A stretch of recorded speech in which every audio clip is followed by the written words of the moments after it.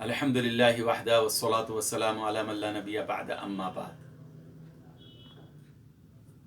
عقل مند شخص کون ہے؟ میرے عزیزو، آج ہمارے سماج میں عقل مندی کے پیمانے الگ الگ طے ہو چکے ہیں۔ کسی کے نزدیک کوئی بہت بڑا ڈاکٹر بن گیا، کارڈیولوجسٹ بنا، نیورو سرجن بنا تو کہتے ہیں کہ بہت بڑا عقل مند آدمی ہے۔ اسی طرح کوئی انجینئر بنا یا رائٹر بنا یا سائنٹسٹ بنا یا فلسفر بنا تو ہم کہتے ہیں کہ ماشاء اللہ کیا عقل مند آدمی ہے۔ حالانکہ عقل مند شخص تو وہ ہے جو اپنے خالق کو، اپنے پیدا کرنے والے کو پہچان لے۔ اللہ رب العالمین قرآن مجید میں عقل مندوں کی چند صفات بیان کرتے ہیں۔ اللہ فرماتے ہیں الذین یذکرون اللہ قیاما وقعودا وعلی جنوبہم، کہ عقل مند شخص تو وہ ہے جو اللہ کو یاد کرتے ہیں ہر حال میں، کھڑے ہوئے حالت میں، بیٹھے ہوئے حالت میں، لیٹے ہوئے حالت میں۔ وَيَتَفَكَّرُونَ فِي خَلْقِ السَّمَاوَاتِ وَالْأَرْضِ، اور زمین اور آسمان کی پیدائش میں غور کرتے ہیں۔ دیکھتے ہیں کہ اللہ رب العالمین نے ایسا عظیم الشان آسمان بغیر ستون کے کیسے کھڑا کیا اور زمین کو کیسے پھیلایا۔ یہ دیکھ کر، یہ زمین آسمان کی نشانیاں دیکھ کر ان کا دل بھر آتا ہے اللہ کی عظمت سے، اور وہ کہہ اٹھتے ہیں ربنا ما خلقت ھذا باطلا، اے ہمارے رب، تو نے یہ زمین آسمان کا پورا نظام کچھ بیکار پیدا نہیں کیا۔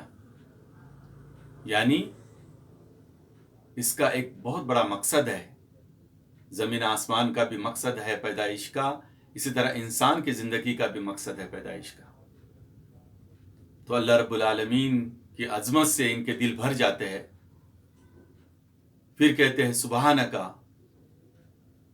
تیری ذات پاک ہے کہ تو کوئی چیز بیکار پیدا کرے، فقنا عذاب النار، تو بے شک ہم سمجھ گئے اے رب، تو نے انسان کے اعمال کی بنیاد پر ان کو یا تو جنت کا فیصلہ کیا ہے یا تو جہنم کا، تو ہمیں جہنم کے عذاب سے بچا لینا۔ یہ ہے عقل مندوں کی کیفیات، اور سب سے بڑی خوبی یہ ہے کہ وہ زمین آسمان پہ اور اللہ کی نشانیوں پہ، اللہ کی قدرت پر غور کرنے والے ہوتے ہیں۔ پھر اللہ کے نبی صلی اللہ علیہ وسلم نے بھی عقل مندوں کی صفت میں یہ بتایا، آپ صلی اللہ علیہ وسلم نے فرمایا الکیس من دان نفسہ وعمل لما بعد الموت، کہ عقل مند شخص تو وہ ہے جو اپنے نفس کو، اپنے خواہشات پر قابو رکھے اور موت کے بعد آنے والے اعمال کی تیاری کرے، اور موت کے بعد جو زندگی ہے اس میں جو کام آنے والے اعمال ہے اس کی تیاری کرے۔ یعنی اللہ کو پہچانے، اللہ کے احکام پر چلے، محمد الرسول اللہ رحمۃ للعالمین کی بتائے ہوئے سنت طریقے کے مطابق اپنی زندگی بسر کرے، آپ کے پاکیزہ طریقے سے اپنی زندگی کو مزین کرے، قبر کی تیاری کرے۔ اور ہم سب جانتے ہیں کہ اللہ کے نبی صلی اللہ علیہ وسلم نے فرمایا، ابو داؤد شریف کی روایت ہے کہ مردے کے پاس دو فرشتے آئیں گے اور پوچھیں گے قبر میں من ربک، بتا تیرا رب کون ہے، ما دینک، بتا تیرا دین کیا ہے۔ پھر تیسرا سوال ہوگا ما ھذا الرجل الذی بعث فیکم، وہ شخص کون ہے جو تمہارے طرف نبی بنا کر بھیجا گیا۔ میرے عزیزو، اگر ہم نے دنیا کی زندگی کے اندر ان تین سوالات کی تیاری نہیں کی تو قبر کے اندر بہت بڑی ناکامی کا سامنا کرنا پڑے گا۔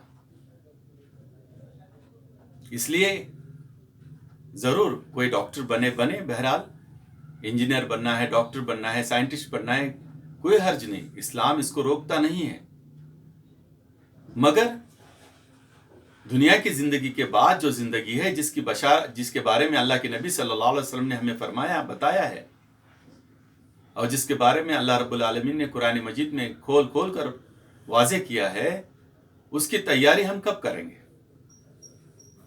کیا یہ دنیاوی علوم ہمیں، یہ فزکس، یہ کیمسٹری، یہ بایولوجی، یہ کمپیوٹر انجینئرنگ اور دوسرے علوم، کیا ہمیں قبر کے سوالات کے جواب دینے کے لیے کام آئیں گے؟ ہرگز نہیں. وہاں تو دین چلے گا، اسی لیے وہاں تو اللہ کی معرفت کام آئے گی. اس لیے اصل عقل مندی کا تقاضا یہی ہے کہ ہم اللہ کو پہچانیں. اللہ کے نبی صلی اللہ علیہ وسلم جو رحمت للعالمین بن کر آئے ہیں، دنیا کے انسانوں کے لیے رہنما اور ہادی بن کر آئے ہیں، ان کے پاکیزہ طریقوں سے اپنی زندگی کو مزین کرے.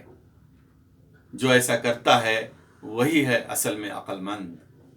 اللہ تعالیٰ ہمیں کہنے سننے سے عمل کی توفیق نصیب فرمائے. وآخر دعوانا ان الحمد للہ رب العالمین.